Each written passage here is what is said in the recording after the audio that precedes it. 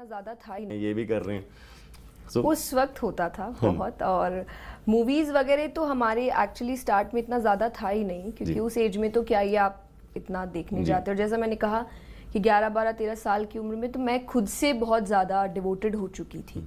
तब फिर किसी को बोलने की ज़रूरत नहीं होती थी कि अच्छा हाँ आपको अब ये करना है।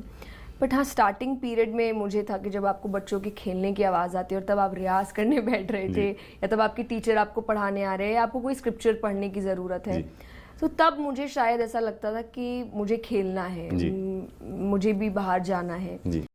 फिर I think after a couple of years मुझे ऐसा लगने लगा कि हर किसी का अपना स्ट्रगल टाइम होता है।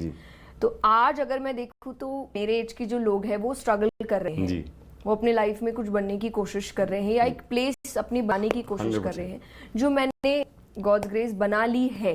तो शायद अब मेरे पास काफ़ी ज़्यादा कंफर्ट है, बहुत ज़्यादा फ्रीडम है, काम करने का भी फ्रीडम, मैं अपने अकॉर्डिंग काम चूज कर सकती हूँ, मैं हॉलीडे ले सकती हूँ, मैं काम चाहूँ तो कुछ समय तक बंद भी कर सकती हूँ। सो आई मेड दैट प्लेस। तो लेकिन अब जो मैं एंजॉय कर रही हूँ वो नहीं कर पा रहे, क्योंकि वो स्ट्रगल कर रहे हैं। उस वक्त उन्होंने एंजॉय किया, मैंने नहीं, मैंने स्ट्रगल किया।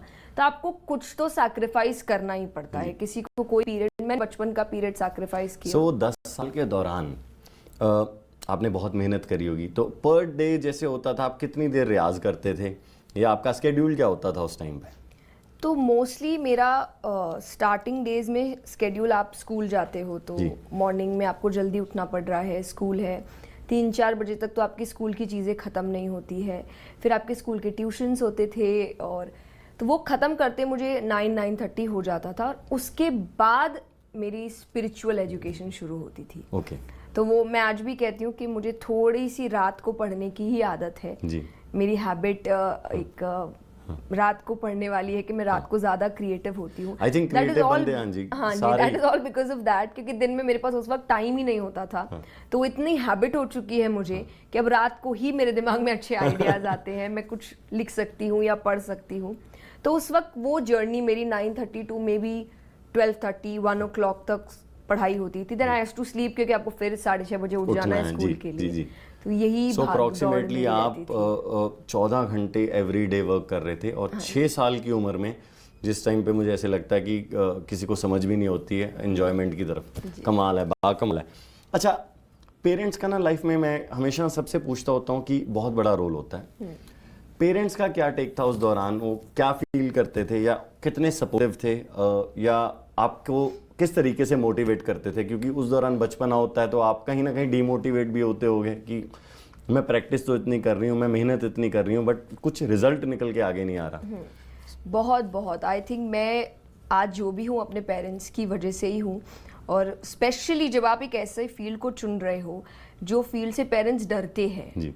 मैं हमेशा कहती हूँ कि ज़्यादा कोई स्पिरिचुअल या भक्ति में जाने लगता है तो पहली चीज़ तो लोग सोचते हैं इसकी शादी करवा दो, या वापस से इसको थोड़ी से मटेरियलिस्टिक वर्ल्ड में लेकर आओ, कहीं अलग ही ना निकल जाए, घर बार छोड़ ना दे। मेरे पेरेंट्स को कभी इस चीज़ का डर नहीं था। उन्होंने तो डे 1 से मुझे बहुत सपोर्ट किया, और शुरुआत में उन्होंने ही किया।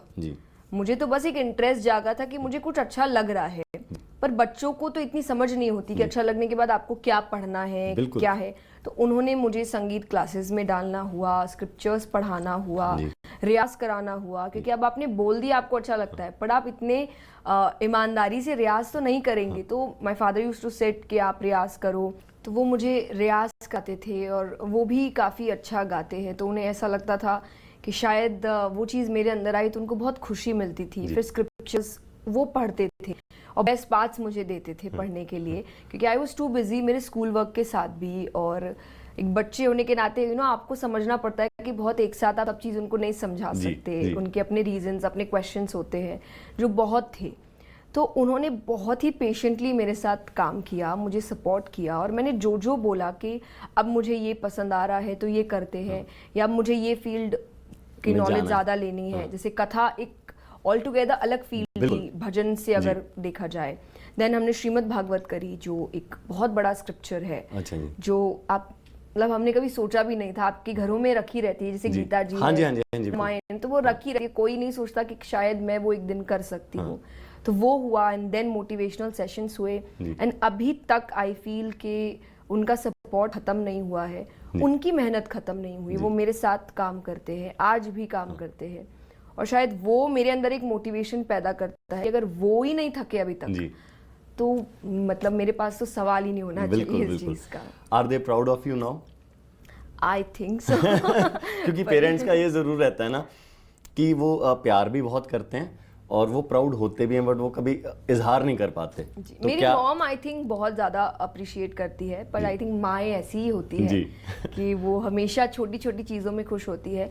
बट आई स्टिल रिमेंबर जब मैं मूवी दंगल देखने गई थी एंड हम सभी गए थे, मैं मेरे पापा, और वो पूरी मूवी में आई वाज जस्ट वाचिंग पापा कि ये आप हैं। यू नो कि लास्ट में जब उन्होंने अपनी बेटी को शाबाश बेटा बोला था कि, और उसको लगा था कि, तो वो बहुत कम होता है, बट आई थिंक वो आपके लिए बहुत मायने रखता है। तो मेरे पापा कम तारीफ करते हैं, पर जब करते हैं तो फिर ऐसा लगता है कि आई थिंक यही इसी के लिए मैंने सारी मेहनत